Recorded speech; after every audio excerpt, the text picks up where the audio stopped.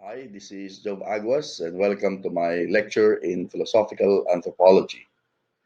And our topic today is Man as Intersubjective Being. And we are now on the third part of this discussion on this topic. So, for this part, I'm going to discuss Marcel on fidelity and availability. So, first of all, who is Gabriel Marcel? Gabriel Marcel is a French philosopher. Um, He is one of the existentialist philosophers who discuss about subjectivity and intersubjectivity. And Marcel, together with Buber, emphasized um, intersubjective relations. So we can see the connection between the philosophy of Martin Buber, which we have discussed in the previous part of this lecture, and um, the philosophy of Marcel, especially on the idea about interpersonal relationships. So, fidelity and presence. To relate with a fellow person or fellow human being is not only to recognize him as a person and respect him as a unique subject. That's what we have discussed in the earlier discussion. It entails more than this awareness and respect. If we want relationship to blossom into a genuine relationship or a genuine dialogue, in the words of Buber, we have to anchor it on commitment, on constancy, on faithfulness, and availability to the other. And these are ideas that were espoused by Gabriel Marcel. Now, ordinarily, when we say fidelity, we usually associate it with faithfulness, and faithfulness is related to commitment. So that when we say fidelity or fidelity, faithfulness, and commitment, they're always, most often, they are used interchangeably. But the question for Marcel is, how does one become faithful and committed? What is the meaning of fidelity? Is fidelity merely faithfulness or constancy over time? Is fidelity a real possibility? Is it really possible to be constant and committed to a person over time? No, can we always be faithful and committed to our friends, to our family, and our loved ones?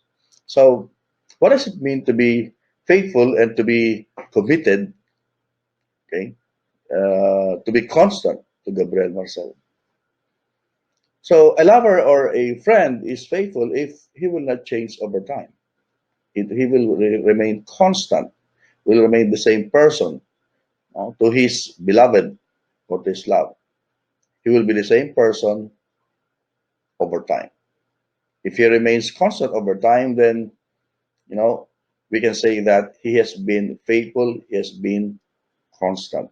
What he said today, what he promised today, he will do that tomorrow, next week, next year, over the course of time, right? So, uh, but fidelity requires more than just constancy over time. According to Marcel, it implies another element, that is presence, presence over time. But what is the meaning of presence? When we regard someone as a faithful friend or a faithful person, we mean he is someone who does not fail us, someone who will stand by us no matter the circumstances or the situation is. No matter what happens, he will always be there standing side by side with us. So to be present for someone is to assure that with all his intentions, with all his inner feelings and disposition, he will be there. He will remain constant. Okay. So what if one is not there at the moment when the presence, we see when his presence, when his help, for example, or assistance, for example, is needed? Then fidelity becomes questionable. Of course, presence should not be understood as merely physical presence, because we can also be present to one another when, um, emotionally or spiritually, right? So it involves making the other feel that one is always there. Mean it may not be physically, it may not be being there physically. So for myself, it means that it is important that we give ourselves to the other. Ourself becomes a given to the other, and that this givenness is a responsibility received and reciprocated by another. Okay? So a parent, for example, who is abroad may not be there physically for his family, but he makes effort. He makes them feel as if he's present by providing them with their needs, by constant communication, by maybe by uh, being special greetings or a special gift in times of when there is a special occasion in the family. So there are many ways by which a person can manifest his presence, not only physically. Okay? So our parents, for example, may not be with us physically uh, all the time, but they make their presence felt in some other ways. They work hard, they provide for our needs, they give us moral support. They always have us in their minds. They always wish what is best for us. So that's making your presence felt by the other. Because in some instances, fidelity as constancy can be used as, or can be interpreted as a kind of duty, as a kind of obligation. So it could be interpreted as I'm doing this because it's my obligation, it's my duty to the other. Okay. Like for example, it's the duty of a parent to always provide for the needs of his children. Okay. So, or it's always the duty of someone, of a friend, to be there for his friend. But according to Marcel, presence must be beyond. It must not just be based on duty or obligation. Because if that is the case, then obligation or duty, if the obligation or the sense of duty is no longer there, then you don't feel the need to be present anymore. You will no longer be there because, well, it's no longer your duty or your obligation. If, for example, the children are already grown up, it's no longer the obligation or duty of parents to support them. So if the parent feels that it's no longer his duty, then he will no longer be there anymore.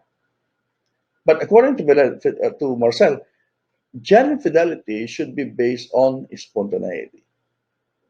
That is, faithfulness should not be coercive. Rather, it should be based on our will. It should be based on pure spontaneity, meaning it is being there, being present, being faithful is something that should be freely given. It should be something that is purely spontaneous, so that it does not become a burden on our part. Okay? So when you give a gift, for example, you give a gift because it's not your obligation to give a gift, but because it is something that you feel, no, that it's uh, it's not that you are being coerced into giving, because it's something that is freely given. You feel that's uh, that's how you have to manifest your presence to the other. Okay? So, what does it mean to be faithful, or to pledge fidelity? According to Marcel, the pledge to fidelity is based on some inner disposition, okay? An inner disposition. So, of course, we know that our inner disposition could change in the course of time. We may feel so inspired today. We may feel like, I have to be there for my friend. I have to be there for my loved ones. You feel, you know you have you feel very good, so you pledge loyalty and faithfulness when you are at the height of your emotion. um, We can always make these promises when we are in a good mood. No? But it's possible that the next time, tomorrow, next week, next month, or next year, you may no longer be inspired as you are inspired today. So inner dispositions, whether feelings or decisions, could be affected by a lot of factors. Hence, the question is, can we still guarantee that the disposition we have at this very moment, the moment we commit ourselves, the moment that we pledge, okay, the moment that we promise that we will not change, okay, this will not change, okay. So at the moment we make our commitment, of course, we are almost certain of our disposition, right? So we are almost certain at the moment. However, uh, there is that possibility that we cannot hold on to the promise. So will this anchor fidelity on solid foundation? How about if the person we pledge our loyalty to, our friend, for example, change in the course of time? So it's possible that we don't change, but they change. Okay?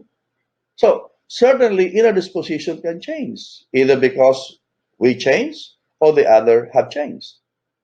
And with this possibility, can we still act as though our disposition is, is still there, as if it will not change? Right? Now, here at this point, Marcel introduced his notion of creative fidelity. And here lies the paradox of fidelity, according to Marcel. We and the other person to whom the promise or pledge is made mutually affect each other. Both cannot be separated. In many instances, there is the appearance of fidelity in the eyes of the other and a lie in our own eyes. The truth about the situation is that there is something which does not depend on us.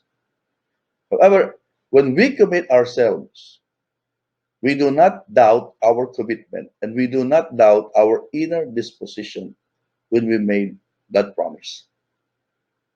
There is an active volition not to question or doubt our commitment. So when I make this pledge of loyalty at this moment, and I have this, of course, this positive disposition, this inner, good mood. Creative fidelity means that I never question, okay, I never question my commitment. That how about if in the future things change?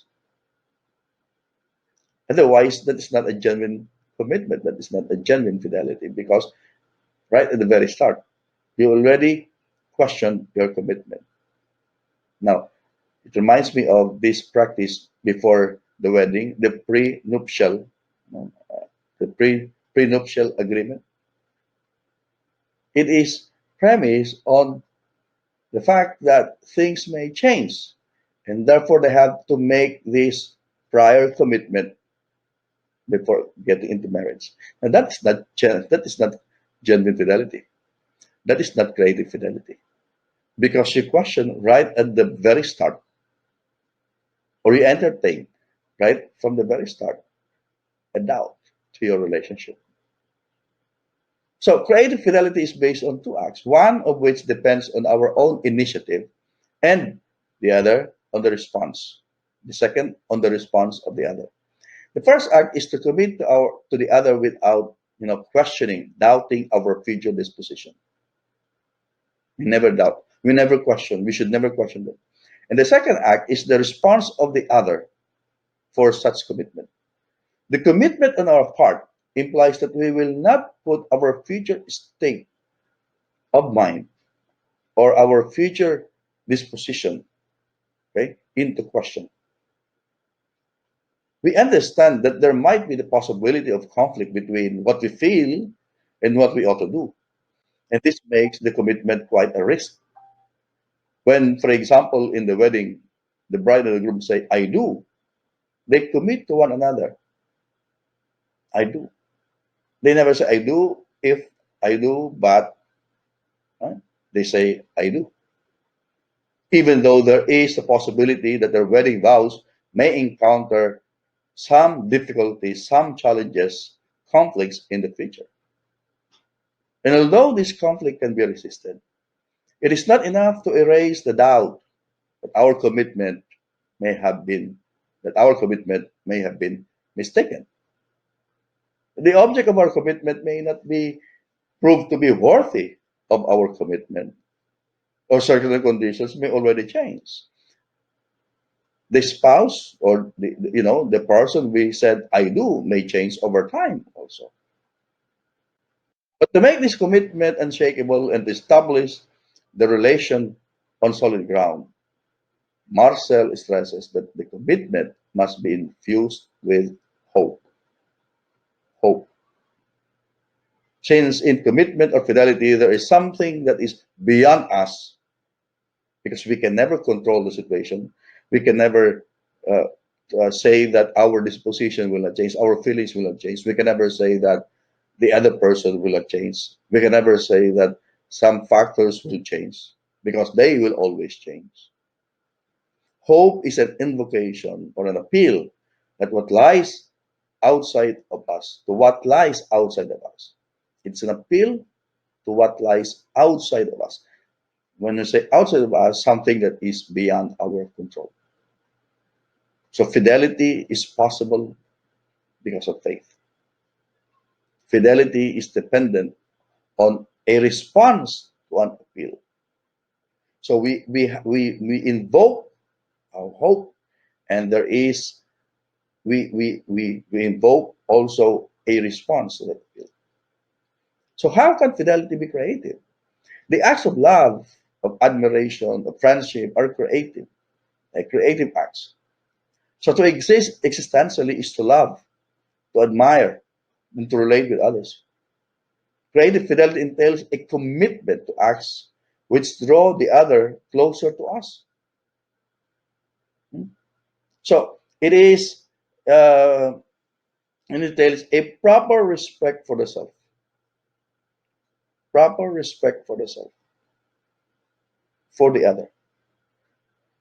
So acts of self-love, self-satisfaction, complacency, or even self-anger are attitudes that hinder one's existential progress, and this could go against our creative impulses. So, in order to have a greater sense of being, one must have creative fidelity. According to Marcel, it is real fidelity only when it is truly creative. So, in other words, creative fidelity is a fidelity that creates the self in order to meet the demands of fidelity. Now, Marcel relates this creative fidelity to one very important concept, and that is the concept of disponibility or availability. If there is a possible assurance of fidelity, it is because disponibility or availability and creative or creativity are related ideas. To be available is to believe in the other, to place ourselves at the other's disposal. Creative fidelity consists in actively maintaining ourselves in a state of openness and permeability. It is being willing, our willingness to remain open to the other and to open to the influence of the presence of the other.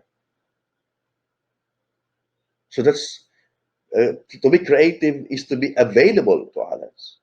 But what does it mean to be available?